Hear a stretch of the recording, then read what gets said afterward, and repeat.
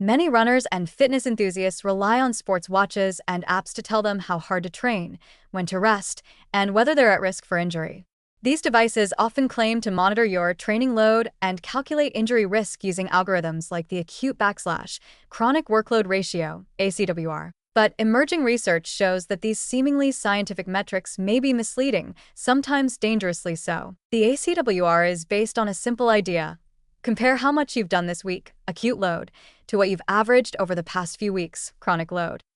If that ratio climbs too high, you're supposedly at greater risk of injury. While this sounds logical, it doesn't capture the complexity of human physiology. Bodies don't just respond to math, they respond to sleep, hydration, nutrition, weather, surface, shoes, hormones, emotional stress, and dozens of factors no wristwatch can measure. Yet millions of runners are placing their trust in numbers generated from incomplete datasets. These algorithms give a false sense of precision. A runner might see their watch label today's session as productive or low risk and assume everything is fine, while ignoring the fact they're sleep-deprived, sore, or fighting off a mild illness. Others may panic when the device says their training load is too high, even if they feel perfectly strong and recovered. In both cases, runners outsource decision-making to algorithms that are, at best, educated guesses.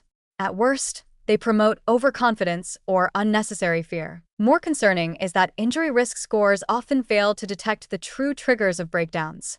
As newer studies reveal, many injuries aren't the result of steadily rising workload.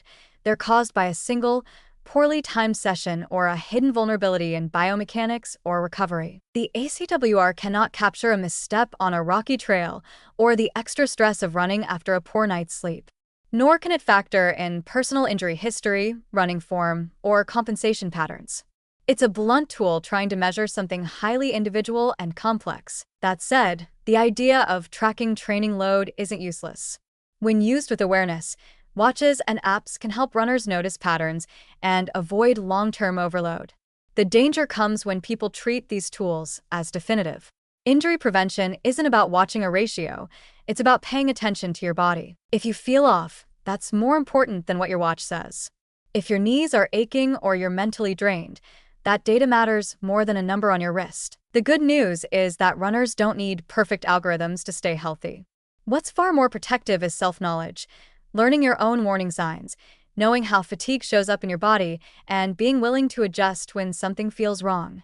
Watches can be useful companions, but they are not coaches, doctors, or immune to error. Trusting them blindly may lead to injuries they were supposed to help prevent. In the end, technology should support intuition, not replace it. The more runners learn to question what their devices tell them, the more they empower themselves to train wisely, recover fully, and stay injury-free, not because a watch gave the green light, but because their own bodies did.